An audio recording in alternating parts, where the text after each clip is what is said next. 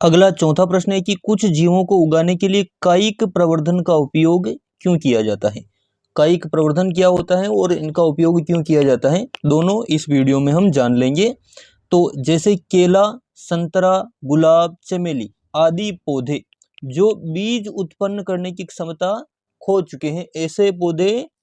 जो बीज उत्पन्न नहीं कर सकते, ऐसे पौधों को उगाने के लिए इस विधि, कौन सी विधि, कायिक प्रवर्धन का उपयोग किया जाता है। इस विधि से उगाए गए पौधों में बीज द्वारा उगाए पौधों की अपेक्षा पुष्प एवं फल कम समय में ही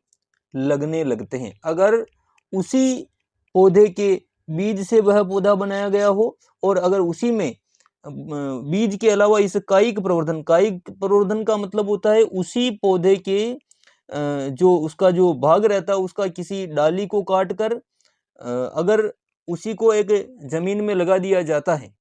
तो वह एक नया पौधा बन जाता है। और बीज की अपेक्षा इस प्रकार से जो कायिक प्रवर्धन यानी कि उसकी जो कलम वगैरह करके हम जो नया पौधा लगाते हैं उसमें फल वगैरह जो है यह कम समय में ही लगने लग जाते हैं तथा इस प्रकार उत्पन्न सभी पौधे आनुवांशिक रूप से जनक पौधे के समान ही होते हैं, क्योंकि उसी पौधे से तो काट कर उसको लिया गया है, तो जनक पौधे के समान ही इसके नए पौधे के लक्षण रहते हैं। और कायिक प्रवर्धन में उसके जड़ से, उसके तने से, उसकी डाली को काटकर इस प्रकार से, और किसी किसी पौधे में तो उसकी पत्तियों से भी, जैसा कि चित्र में बताया गया है कि उसकी पत्तियां जैसे ही जमीन पर गिरती हैं अनुकूल परिस्थितियां प्राप्त